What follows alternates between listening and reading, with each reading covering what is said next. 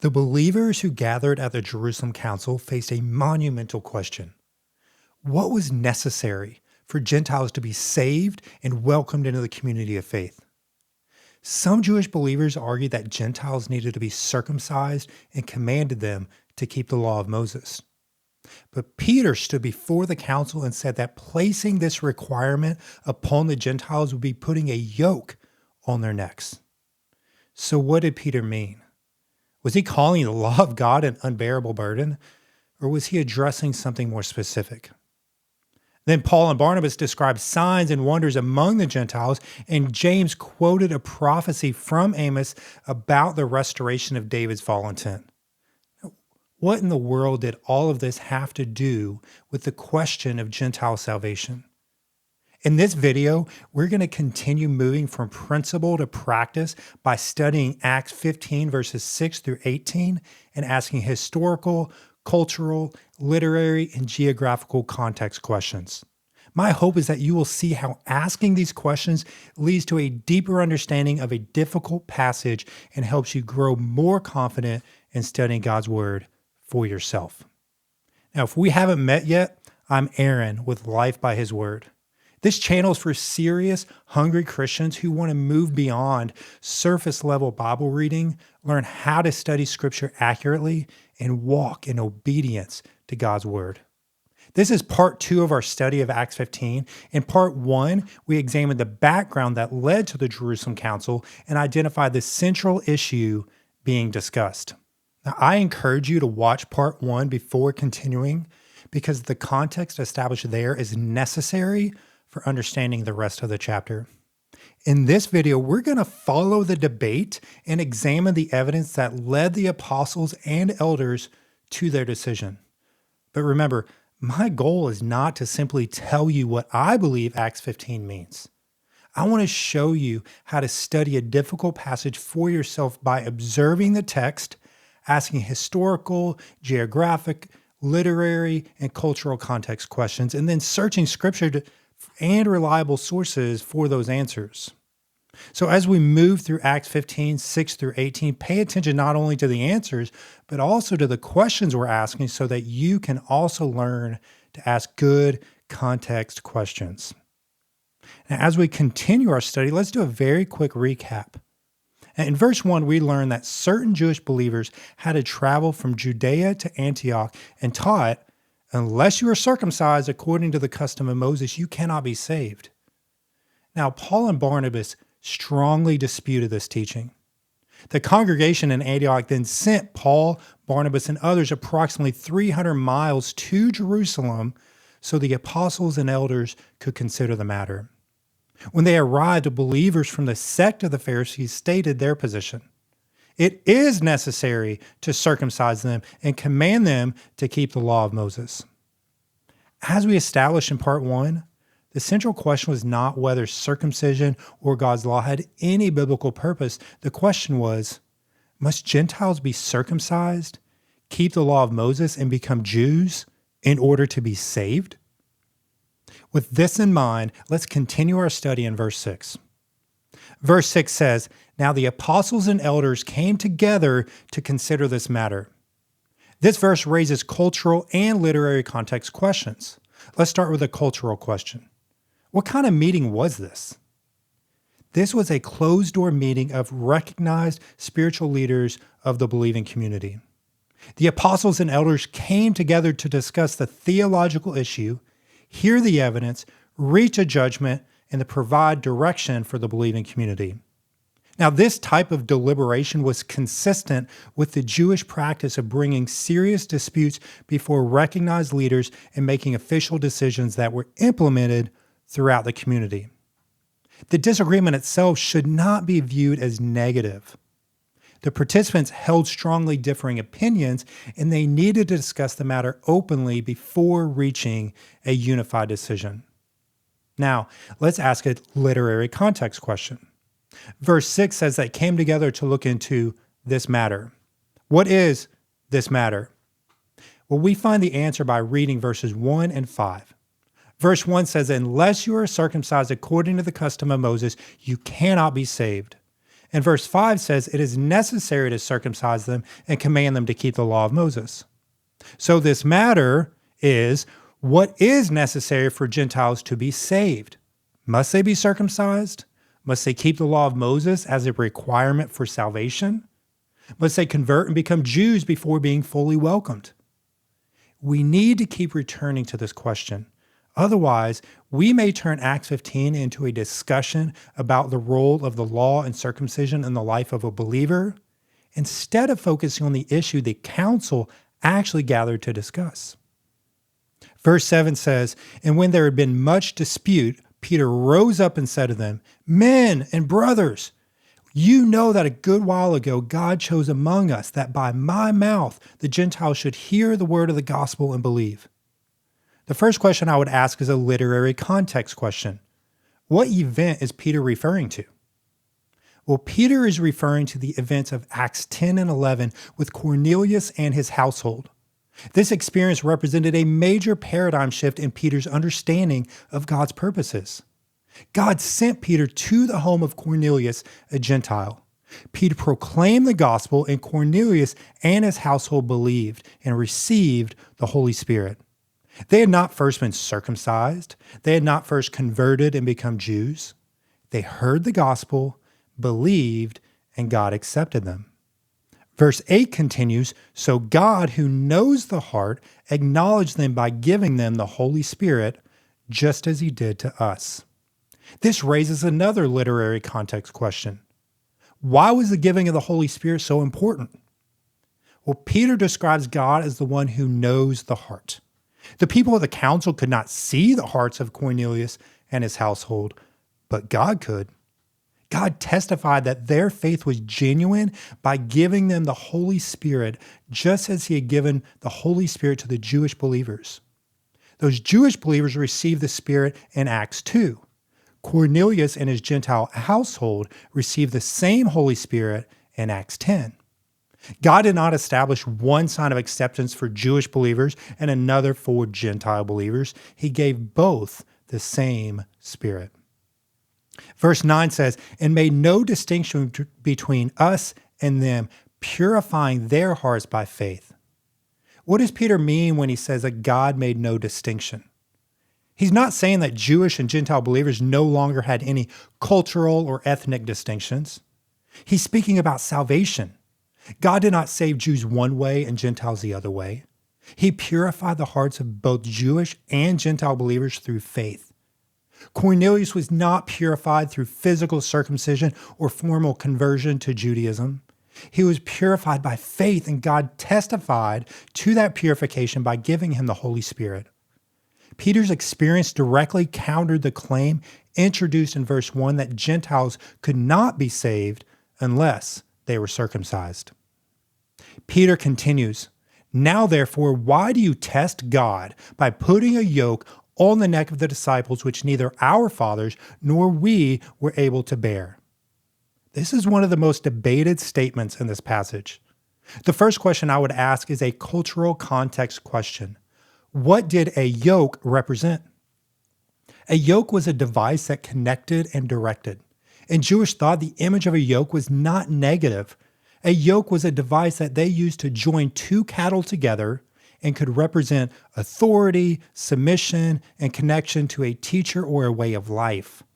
So we should not assume that Peter was calling the law of God oppressive or burdensome. We need to interpret the yoke according to the issue being discussed.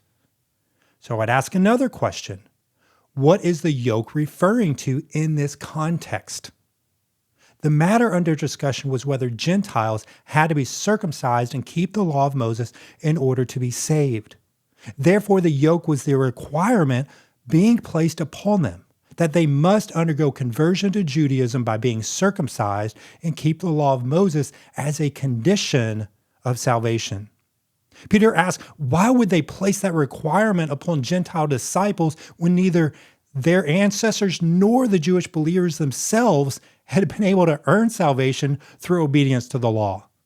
The problem was not obedience after salvation. The problem was treating obedience as the means of salvation. Scripture didn't teach this. Israel was redeemed from Egypt before receiving the commandments at Sinai. Abraham was counted righteous by faith before he was circumcised. Circumcision and obedience had a biblical purpose, but they were never the means by which someone earned salvation. Peter says that placing these requirements upon Gentiles would be testing God because God had already accepted the Gentiles by faith. Requiring something additional for salvation would challenge the sufficiency of what God had already done through faith in Christ.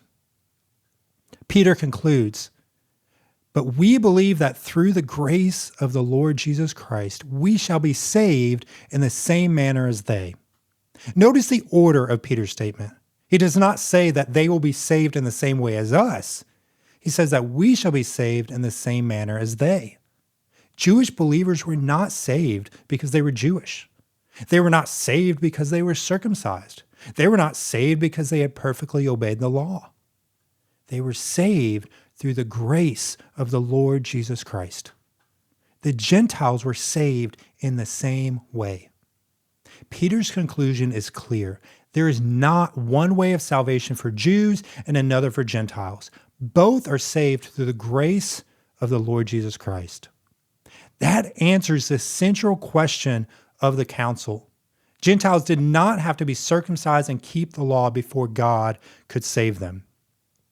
If this kind of practical Bible study is helping you understand the passage more deeply, please like the video, subscribe to Life by His Word, and hit that notification bell so you do not miss the final video in this series.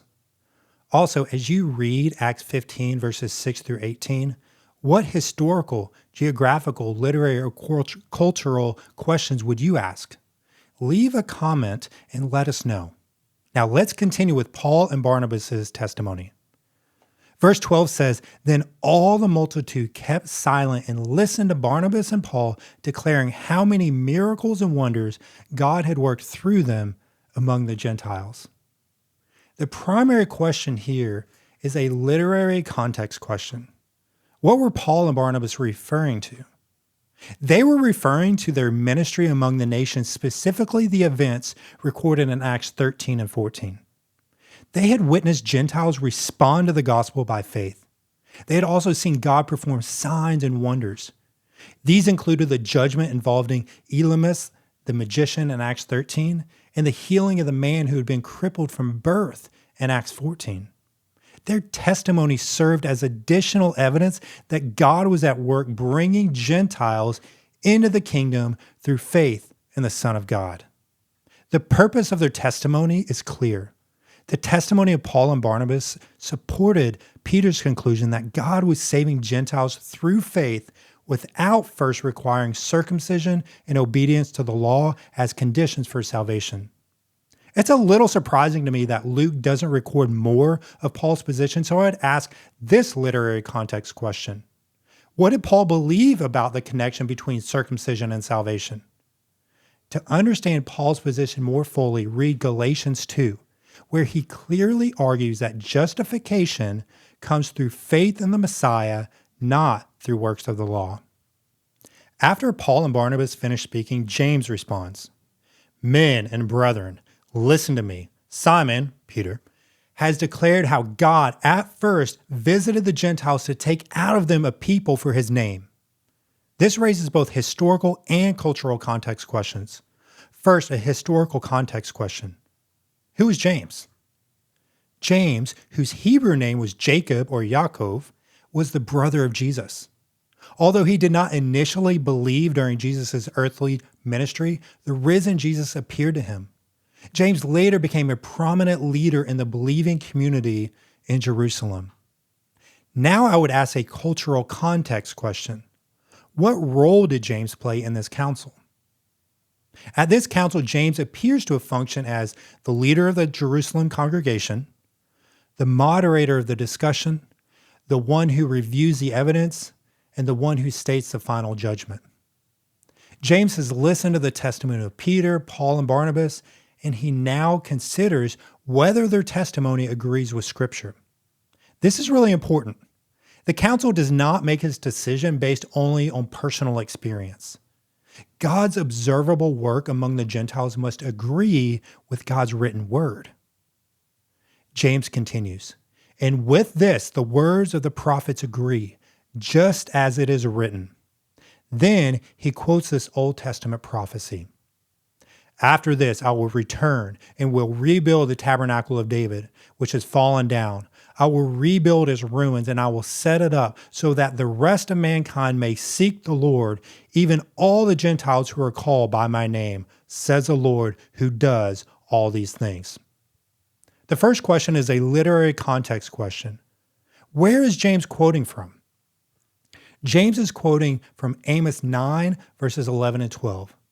The prophecy describes the restoration of David's fallen tent, the rebuilding of what had fallen, the nation seeking the Lord, and Gentiles being called by God's name. The next question is, why does James use this passage? James says, "With this, the words of the prophets agree."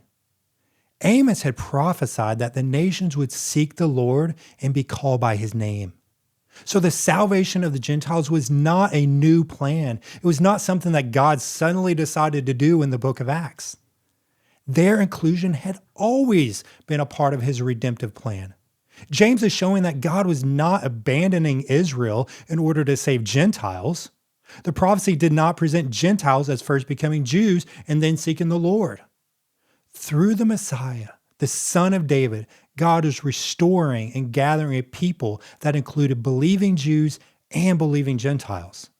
In other words, what Peter, Paul, and Barnabas witnessed was consistent with Scripture.